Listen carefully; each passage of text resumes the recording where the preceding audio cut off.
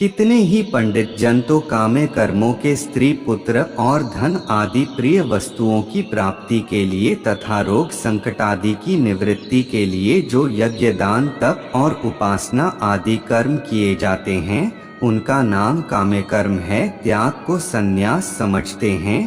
तथा दूसरे विचार कुशल पुरुष सब कर्मों के फल के त्याग को ईश्वर की भक्ति, देवताओं का पूजन, माता पितादि गुरुजनों की सेवा, यज्ञ दान और तप तथा वर्णाश्रम के अनुसार आजीविका द्वारा गृहस्थ का निर्वाह एवं शरीर संबंधी खानपान इत्यादि जितने कर्तव्य कर्म हैं उन सब में इस लोक और परलोक की संपूर्ण कामनाओं के त्याग का नाम सब कर्मों के फल का त्याग है, त्याग कहते हैं।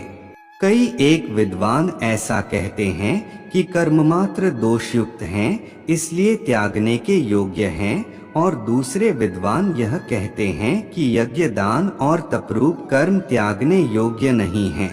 यज्ञ दान और तपरूप कर्म त्याग करने के योग्य नहीं है, बल्कि वह तो अवश्य कर्तव्य है, क्योंकि यज्ञ दान और तप ये तीनों ही कर्म बुद्धिमान पुरुषों को वह मनुष्य बुद्धिमान है जो फल और आसक्ति को त्याग कर केवल भगवदर्थ कर्म करता है, पवित्र करने वाले हैं। इसलिए हे पार्थ, इन यज्ञदान और तपरूप कर्मों को तथा और भी संपूर्ण कर्तव्य कर्मों को आसक्ति और फलों का त्याग करके अवश्य करना चाहिए। यह मेरा निश्चय किया हुआ उत्तम मत है। निषिद्ध और काम्य कर्मों का तो स्वरूप से त्याग करना उचित ही है, परंतु नियत कर्म का इसी अध्याय के श्लोक 48 की टिप्पणी में इसका अर्थ देखना चाहिए। स्वरूप से त्याग करना उचित नहीं है, इसलिए मोह के कारण उसका त्याग कर देना तामस त्याग कहा गया है। जो कुछ कर्म है वह सब दुख रूप ही है, ऐसा समझकर यदि कोई शारीरिक क्लेश के भय से कर्तव्य कर्मों का त्याग कर दे तो वह ऐसा राजस त्याग करके त्याग के फल को किसी प्रकार भी नहीं पाता। हे अर्जुन, जो शास्त्र विहित कर्म करना कर्तव्य है, इसी भाव से आसक्ति और फल का त्याग करके किया जाता है, वही सात्विक त्याग माना गया है। कर्मफल का त्याग न करने वाले मनुष्यों के कर्मों का तो अच्छा बुरा और मिला हुआ ऐसे 3 प्रकार का फल मरने के पश्चात अवश्य होता है, किंतु कर्मफल का त्याग कर देने वाले मनुष्यों के कर्मों का फल किसी काल में भी नहीं होता। इस विषय में अर्थात कर्मों की सिद्धि में अधिष्ठान जिसके आश्रय कर्म किए जाएं उसका नाम अधिष्ठान है, और कर्ता तथा भिन्न भिन्न प्रकार के कारण जिन जिन इंद्रियादिकों और साधनों द्वारा कर्म किए जाते हैं उनका नाम करण है, एवं नाना प्रकार की अलग अलग चेष्टाएं और वैसे ही 5वां हेतु दैव पूर्वकृत शुभाशुभ कर्मों के संस्कारों का नाम दैव है। जिस पुरुष के अंतकरण में मैं करता हूँ ऐसा भाव नहीं है तथा जिसकी बुद्धि सांसारिक पदार्थों में और कर्मों में लिपायमान नहीं होती, वह पुरुष इन सब लोगों को मारकर भी वास्तव में न तो मरता है और न पाप से बंधता है।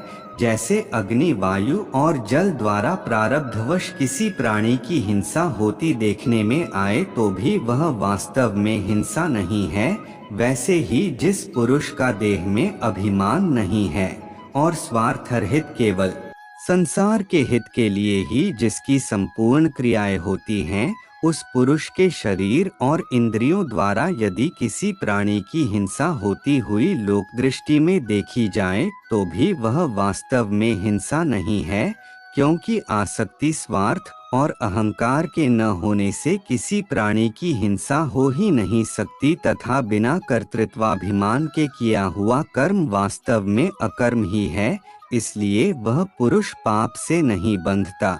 भगवान श्री कृष्ण के बारे में हम सब ने सुना है और कई बार पढ़ा है कि भगवान श्री कृष्ण को 108 नामों से जाना जाता है। भगवान श्री कृष्ण अलग अलग स्थानों में अलग अलग नामों से जाने जाते हैं।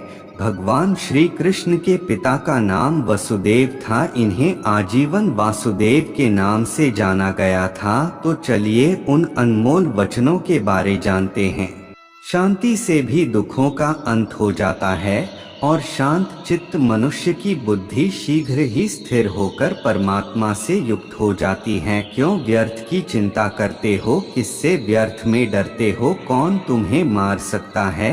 आत्मा न पैदा होती है न मरती है, हर काम का फल मिलता है। इस जीवन में ना कुछ खोता है ना व्यर्थ होता है। विषयों का चिंतन करने से विषयों की आसक्ति होती है, आसक्ति से इच्छा उत्पन्न होती है और इच्छा से क्रोध होता है, क्रोध से सम्मोहन और अविवेक उत्पन्न होता है। संयम का प्रयत्न करते हुए ज्ञानी मनुष्य के मन को भी चंचल इंद्रियां बलपूर्वक हर लेती हैं। जिसकी इंद्रियां वश में होती है उसकी बुद्धि स्थिर होती है। जो भी मनुष्य अपने जीवन आध्यात्मिक ज्ञान के चरणों के लिए दृढ़ संकल्प में स्थिर है वह सामान्य रूप से संकटों के आक्रमण को सहन कर सकते हैं और निश्चित रूप से खुशियां और मुक्ति पाने के पात्र हैं। जब तुम्हारी बुद्धि मोह रूपी दलदल को पार कर जाएगी उस समय तुम शास्त्र से सुने गए और सुनने योग्य वस्तुओं से भी वैराग्य प्राप्त करोगे। केवल कर्म करना ही मनुष्य के वश में है, कर्मफल नहीं। इसलिए तुम कर्मफल की आसक्ति में ना फंसो तथा कर्म का त्याग भी ना करो। तुम्हारा क्या गया जो तुम रोते हो? तुम क्या लाए थे जो तुमने खो दिया? तुमने क्या पैदा किया था जो नाश हो गया? न तुम कुछ लेकर आए, जो लिया यही से लिया, जो दिया यही पर दिया, जो लिया इसी ईश्वर से लिया, जो दिया इसी को दिया। जो मन को नियंत्रित नहीं करते उनके लिए यह शत्रु के समान कार्य करता है। खाली हाथ आए और खाली हाथ वापस चले। जो आज तुम्हारा है कल और किसी का या परसों किसी और का होगा। तुम इसे अपना समझकर मग्न हो रहे हो। सुख दुख लाभ हानि और जीत हार की चिंता न करके मनुष्य को अपनी शक्ति के अनुसार कर्तव्य कर्म करना चाहिए। ऐसे भाव से कर्म करने पर मनुष्य को पाप नहीं लगता। जो हुआ वह अच्छा हुआ, जो हो रहा है वह अच्छा हो रहा है, जो होगा वह भी अच्छा ही होगा। तुम भूत का पश्चाताप न करो, भविष्य की चिंता न करो, वर्तमान चल रहा है।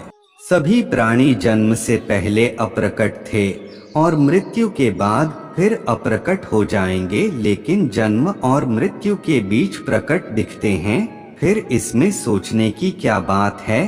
परिवर्तन संसार का नियम है। जिसे तुम मृत्यु समझते हो वही तो जीवन है। एक क्षण में तुम करोड़ों के स्वामी बन जाते हो, दूसरे चरण में तुम दरिद्र हो जाते हो। शस्त्र आत्मा को काट नहीं सकते, अग्नि इसको जला नहीं सकती, जल इसको गीला नहीं कर सकता और वायु इसे सूखा नहीं सकती। जैसे मनुष्य अपने पुराने वस्त्रों को उतारकर दूसरे नए वस्त्र धारण करता है, वैसे ही आत्मा मृत्यु के बाद अपने पुराने शरीर को त्याग करने से ही प्राप्त करती है। आत्मा ना कभी जन्म लेती है और ना मरती है। शरीर का नाश होने पर भी नष्ट नहीं होता। आत्मा अमर है। जो लोग इस आत्मा को मारने वाला या मरने वाला मानते हैं वे दोनों ही नासमझ है। आत्मा ना किसी को मारती है और ना ही किसी के द्वारा मारी जा सकती है। तुम ज्ञानियों की तरह बातें करते हो, लेकिन जिनके लिए शोक नहीं करना चाहिए उनके लिए शोक करते हो। मृत या जीवित ज्ञानी किसी के लिए शोक नहीं करते। मैं काल हूँ, सबका नाशक मैं आया हूँ। दुनिया का उपभोग करने के लिए कर्म उसे नहीं बांधता जिसने काम का त्याग कर दिया है। बुद्धिमान व्यक्ति कामुक सुख में आनंद नहीं लेता। मैं उन्हें ज्ञान देता हूँ जो सदा मुझसे जुड़े रहते हैं और जो मुझसे प्रेम करते हैं। अप्राकृतिक कर्म बहुत तनाव पैदा करता है। उम्मीद करता हूँ आप सबको वीडियो अच्छा लगा होगा। ऐसे ही वीडियो देखने के लिए और सुनने के लिए चैनल निर्गुण दया सागर को लाइक शेयर सब्सक्राइब और बेल आइकॉन बटन क्लिक करें। धन्यवाद।